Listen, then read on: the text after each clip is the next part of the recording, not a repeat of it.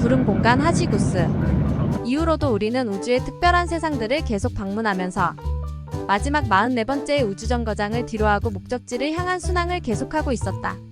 마지막 항로의 중간에 만난 세상이 거대한 구름 공간이었다. 구름 공간의 크기가 5강년이나 된다고 했다. 멀리서 보면 희미한 성단처럼 보이는데 가까이 다가갈수록 거대한 구름바다란 사실을 확인할 수 있었다.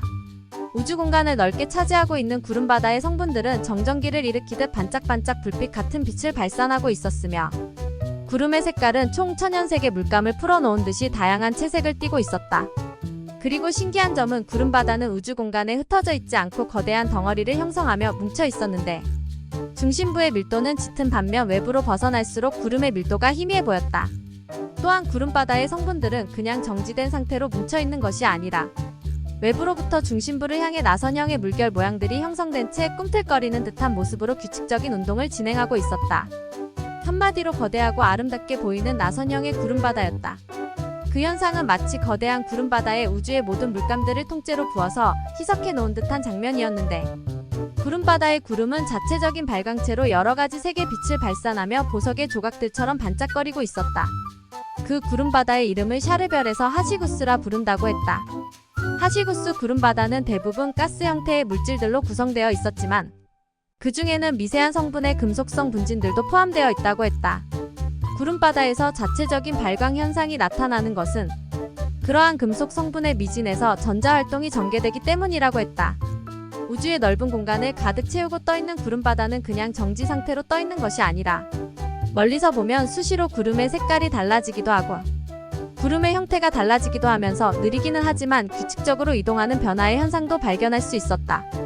구름바다가 수시로 변화하는 현상은 보이지 않는 에너지의 작용이 있기 때문이에요. 그러한 현상을 보고 아니가 설명해 주었다. 구름바다가 변화되는 현상이 에너지의 작용이란 점을 무엇으로 확인할 수 있어?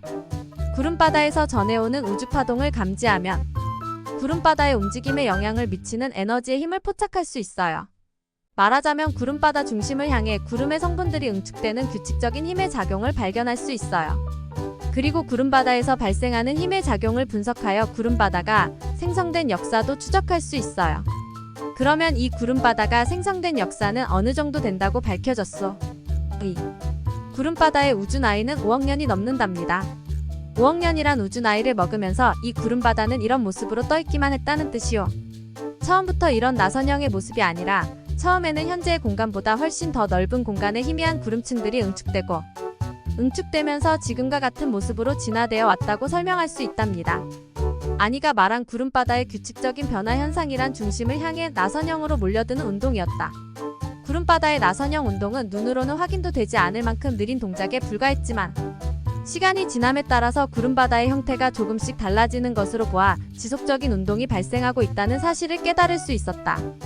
그리고 구름바다의 특징은 중심 부분으로 갈수록 층이 두텁고 변방으로 갈수록 얕아진다는 현상이 나타나고 있었다. 그뿐만 아니라 구름바다의 중심 부분에서는 높은 열이 발생하고 있었다. 구름바다 중심 부분의 높은 열은 구름이 몰려드는 압축 때문에 발생하는 열인지 구름바다의 응집력을 주도하는 어떤 에너지의 작용 때문인지 쉽게 짐작할 수 없는 현상이었다. 구름바다 현상에 대하여 초시는 이런 설명을 덧붙여 주었다. 우주의 넓은 공간을 여행하다 보면 이와 유사한 현상의 구름 공간을 가끔씩 발견할 수 있단다. 그리고 이렇게 거대한 구름바다는 차츰 천체의 형태와 같은 모습으로 진화되고 있다는 사실도 연구를 통해 밝혀지고 있단다. 그래서 이 하시구스 구름바다도 앞으로 수억 년의 세월이 흐른 후에 지금의 모습과는 전혀 다른 새로운 천체의 모습으로 다시 태어날 것이 확실하단다. 구름 성분으로만 뭉쳐진 별이 태어날 수 있다는 뜻이군요. 그렇지. 구름별이 태어난다는 뜻이지. 그리고 실제로 우주에는 다양한 형태의 구름별들이 떠서 반짝이고 있기도 하단다. 구름별의 크기들도 다양합니까? 지구보다 작은 구름별이 있는가 하면 지구의 태양보다 수천 배에 달하는 크기의 구름별도 있단다. 그리고 구름별은 태양처럼 스스로 빛을 낼 수 있고 구름별의 별빛은 멀리서 보면 무척 아름답단다. 이런 설명을 하면서 초시는 UFO의 무인 분체를 띄어보내 구름바다로 접근하게 만들었다. 그리고 구름 성분을 밀폐된 용기에 담아오도록 지시했다. 무인 분체가 담아온 구름 성분은 그냥 보아서는 안개 같기도 하고 담배 연기 같기도 했다. 초시가 탑승 연구원들에게 그 구름 성분을 실험 분석하도록 했다. 다양하게 실험 분석한 내용을 영상 자료로 만들어 포스머스 화면으로 보여주었다. 마치 현미경으로 미생물을 관찰하는 실험 같기도 했다. 안개처럼 보이던 구름 성분들이 크게 확대되자 미생물처럼 살아 움직이는 모습으로 나타났다. 분자와 원자의 작용, 양전기와 음전기의 작용, 핵분열 작용 등이 다양한 모습으로 나타났다.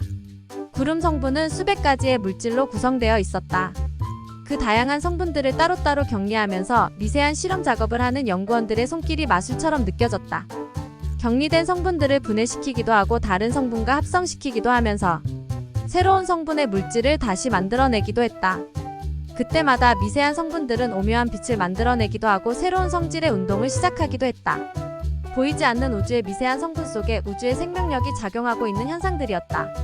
그 보이지 않는 우주의 성분들이 앞으로 더욱 진화되고 진화되면 또 새로운 우주의 모습을 창조해낼 것이란 짐작이 어렵지 않았다.